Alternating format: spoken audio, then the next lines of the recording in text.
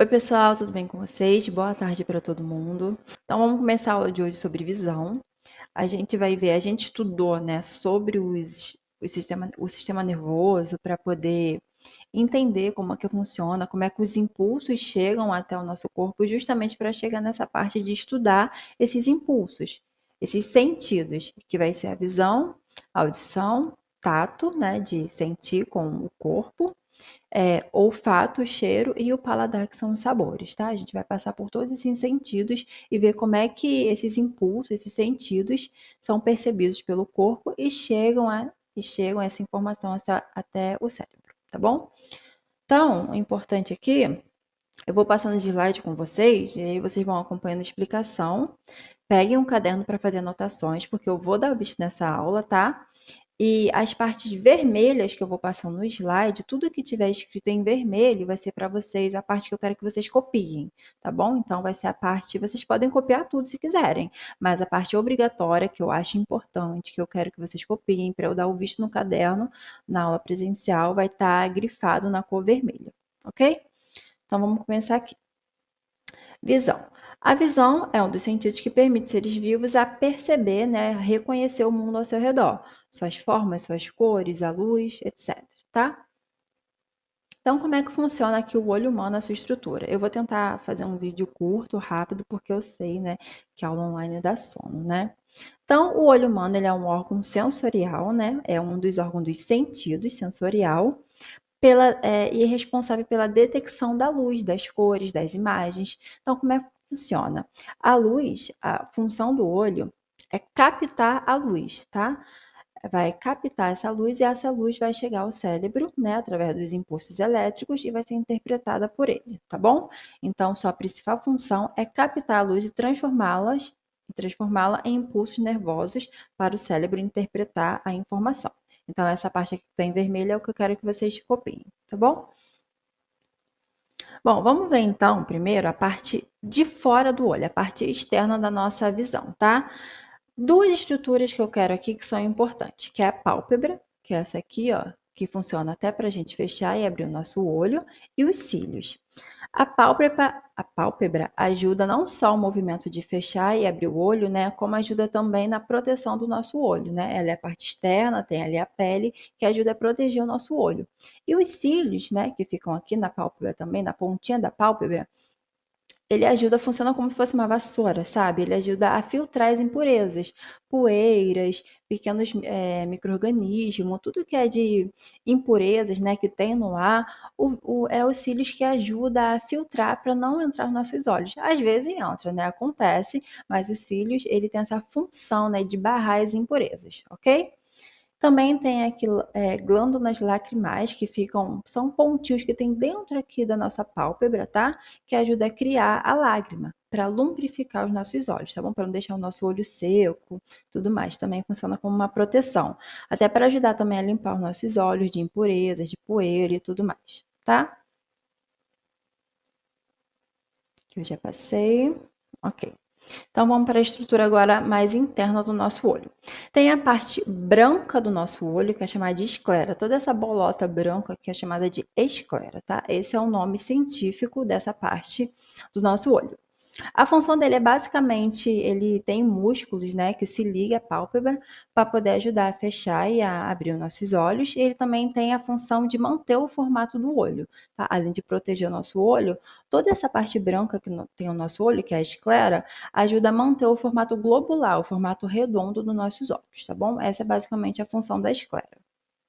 Aqui tem uma partezinha vermelha que eu quero que vocês copiem no caderno. Outra estrutura importante é a íris junto com a pupila. O que é a íris? A íris é a parte que tem cor, e aí cada um, né, dependendo da sua genética, tem uma cor diferente de olhos. Castanho, castanho escuro, castanho claro, verde, azul, enfim, tá? Então a íris é a parte com cor, é chamada de íris. A íris está ligada à pupila. A pupila, vocês sabem que é a bolotinha preta que tem no meio do olho, no meio da íris. E essa bolinha preta, ela é preta porque ela é literalmente um buraco, ela é um furo, tá? Se vocês enfiarem uma agulha, ela vai entrar na sua pupila, porque é literalmente um furo, é um buraco que tem no olho mesmo, justamente para a entrada de luz. Se não fosse esse furo, esse buraco, não iria entrar luz, ok? E aí, como é que funciona? A íris, ela ajuda a controlar a abertura da pupila, quando a gente precisa de mais ou menos luz, ela que vai fazer essa dilatação ou contração da pupila, tá bom? Olha só, deixa eu passar o próximo slide. Nesse momento, vocês deem uma pausa, copiem essa parte que eu destaquei em vermelho, tá bom? E aí, prossigam na aula. Então, olha aqui. A ISA ela vai funcionar controlando a abertura e o fechamento da pupila, tá? Quando a gente está em um ambiente escuro, que a gente precisa de mais luz, ela vai fazer assim, para a nossa pupila ser dilatada, para a nossa pupila abrir, ok? Para a gente poder receber mais luz, que a gente está em um ambiente que a gente precisa enxergar melhor, tá? Um ambiente de pouca luz, por exemplo, a gente vai dilatar nossa pupila, tá? Então, ela controla essa abertura.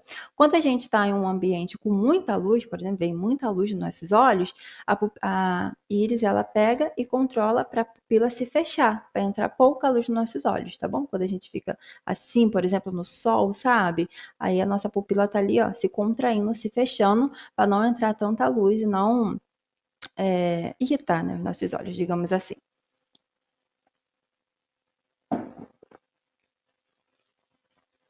Bom, fenômeno de refração da luz é uma coisa importante. O que é refração da luz? É basicamente um processo em que a luz ela está aqui no meio externo, né? Está aqui do lado de fora. Quando ela vai entrar no nosso olho, ela precisa ser focada. A imagem, a luz que chega, como se fosse uma foto. Você vai tirar uma foto, para ela não sair borrada, né? Você precisa focar, a lente precisa estar focada. E o nosso olho tem duas lentes importantes que fazem esse processo, que é a córnea e o cristalino, tá? São o nome de duas lentes que funciona para focar a luz e a imagem que chega no nosso olho para poder chegar uma imagem nítida para o cérebro.